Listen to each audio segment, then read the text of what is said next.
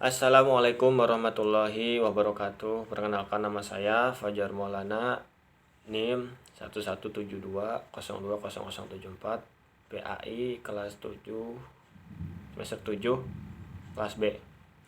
Kali ini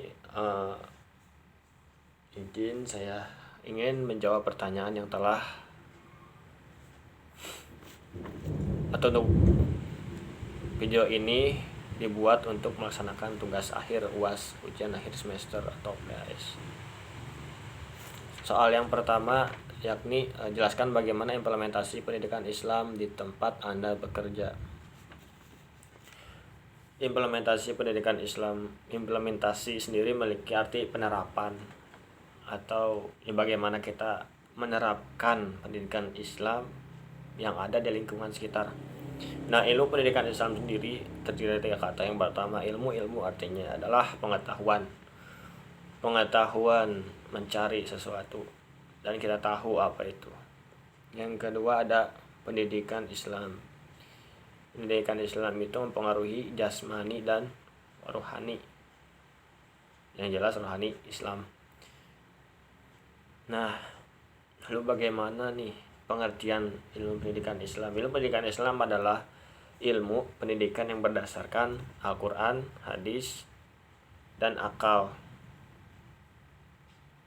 dan penguatan akal sebagai argumentasi, dan susunannya harus berurutan dan misalkan Al-Quran, hadis, ijma, qiyas. Nah, ijma qiyas ini berarti dari argumentasi akal itu sendiri sehingga mendapatkan solusi dari permasalahan itu sehingga menjawab dari ilmu pendidikan Islam itu sendiri.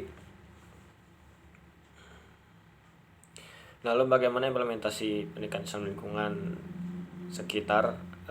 Lingkungan sekitar berarti pendidikan itu mempengaruhi jasmani dan rohani.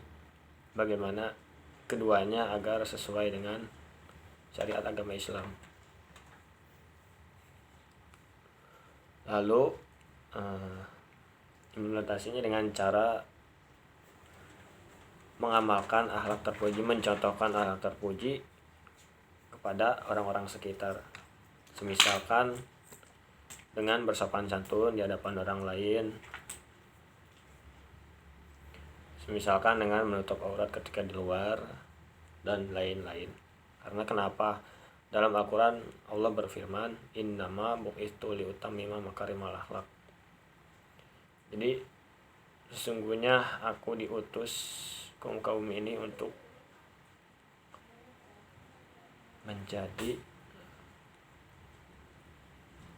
menjadi teladan akhlak mulia. Nah, sudah jelas itu keterangannya.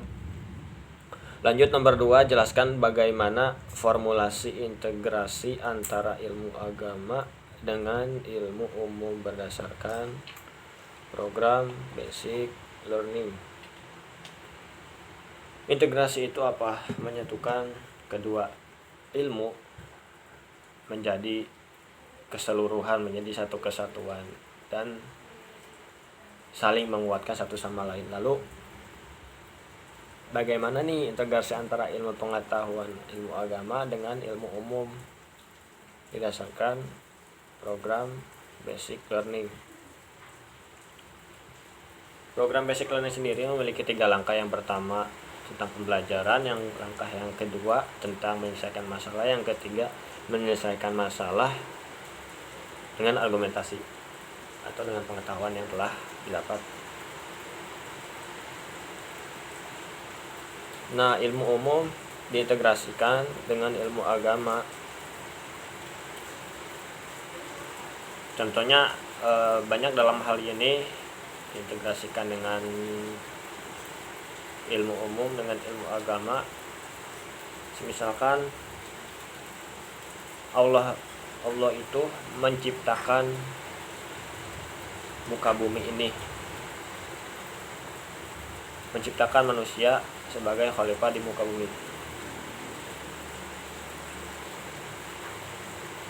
Nah, lalu hubungannya dengan ilmu umum ketika ilmu umum salah satunya yakni ilmu biologi yang membahas tentang semesta alam atau ya ilmu pengetahuan alam yang ketika itu disebut dengan IPA.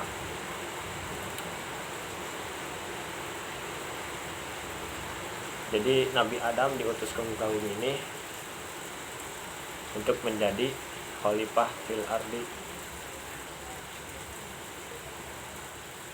seperti itu. Program basic learning sendiri, nah jadi basic learning pertama langkah ilmu pengetahuan pembelajaran. Adanya proses pembelajaran arti pengetahuan atau ilmu pengetahuan yang diberikan kepada peserta didik supaya mengetahui. Lalu yang kedua menyelesaikan masalah. Lalu kok di ayat tersebut Nabi Adam itu bahasanya diusir atau dikeluarkan dari surga, apakah Allah kejam?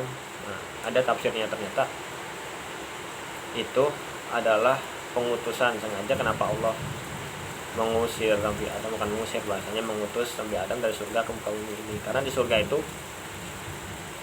ya kehidupan segitu-gitu aja, monoton, dan ketika di muka bumi banyak yang perlu dibenahi. Lalu hubungannya dengan ilmu pengetahuan alam apa? Jadi Nabi Adam diajarkan oleh Wala Adam al asma. Jadi diceritakan, dijelaskan, diberitahukan oleh Allah, diajarkan tentang ilmu-ilmu atau nama-nama yang ada di alam semesta ini. Misalkan pohon, gunung, batu, itu diajarkan oleh Allah langsung. Yang ketiga penyelesaian masalah dengan ilmu agama itu sendiri. Yang tadi jelas bahwa ketika ilmu pengetahuannya sudah disampaikan, ada proses pelajaran, penyelesaian masalah, lalu dikaitkanlah dengan penyelesaian masalah dengan ilmu pengetahuan yang telah didapat, seperti itu. Yang ketiga, jelaskan bagaimana mengadaptasi model pengembangan kurikulum Islam klasik dengan model pembelajaran kekinian. Jadi salah satu model dengan kurikulum klasik Islam mengenai materi akhlak. Model klasik Islam mengenai metode akhlak. Contoh metode logi Islam klasik, yang ini dengan cara mencontohkan itu. Tapi adapun dengan metode ceramah itu, contoh salah satu dengan metode ceramah, lalu dengan dipraktekkan dengan metode yang sekarang, yakni metode luring atau daring, karena menyesuaikan keadaan. Kurikulum tersebut ya ketika ingin menyampaikan ilmu pengetahuan kepada peserta didik, maka sesuaikanlah dengan keadaan.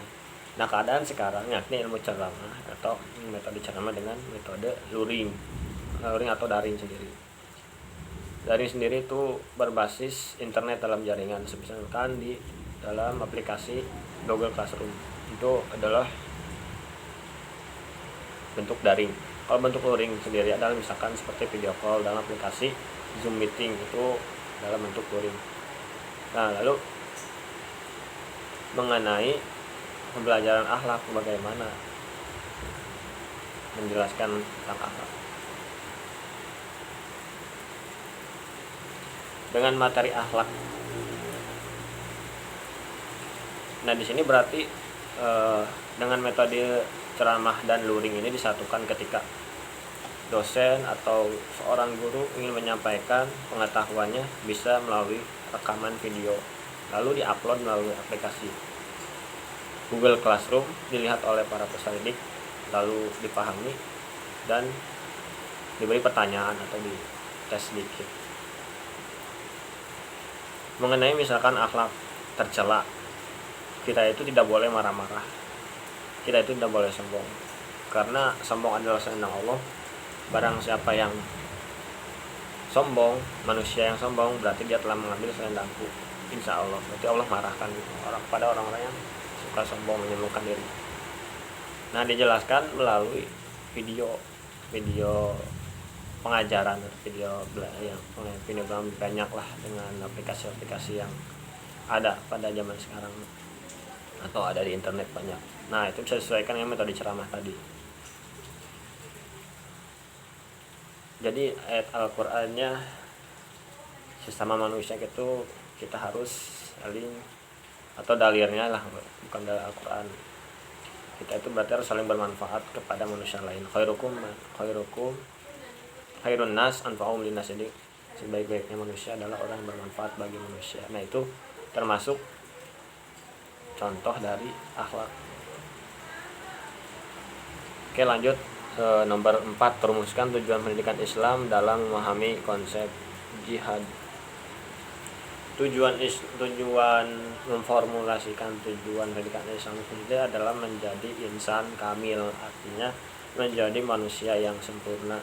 Manusia yang sempurna dalam hal ini bagaimana? Karena manusia itu tidak ada yang sempurna.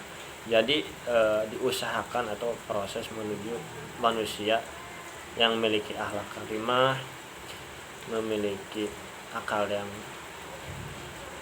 dikatakan pintar, dikatakan cerdas, lalu dikatakan mempunyai batin yang ketenangan yang kuat, yang hebat. Lalu bagaimana dengan memahami konsep jihad? Nah jihad pada zaman Rasulullah SAW itu identik dengan kekerasan. Tidak sedikit pada zaman sekarang pun masih ada yang seperti itu. Memahami jihad itu adalah perang. Jihada ya artinya sungguh-sungguh, ya berusaha, itulah kita disebut dengan jahada, juhud. Jihad beda lagi dengan juhud. Jihad, jahada, mujahadah artinya berjuang.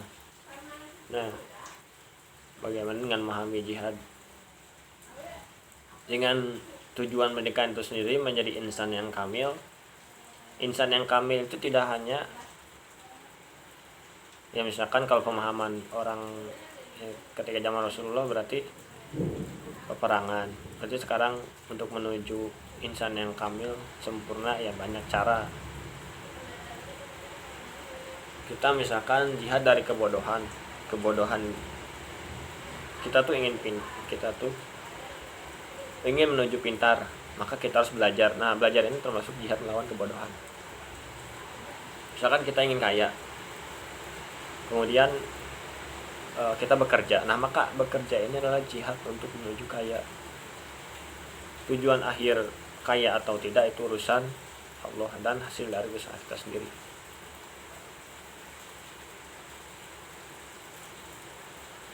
Nah gitu. Jadi intinya pada nomor 4 ini manusia pemahaman mengenai jihad itu sendiri dengan tujuan pendidikan. Jihad itu sendiri adalah mujahadah yang artinya berjuang dengan sungguh-sungguh menjadi seorang insan kamil dengan berbagai cara. Tidak hanya mindset yang ketika itu hanya peperangan saja. Banyak cara untuk menuju Roma. Artinya ketika ingin menjadi manusia insan kamil, maka caranya tidak hanya untuk tidak dengan perang saja, banyak yang lainnya. Sekian, mohon maaf bila ada banyak kesalahan yang bisa saya sampaikan pada hari ini. Assalamualaikum warahmatullahi wabarakatuh.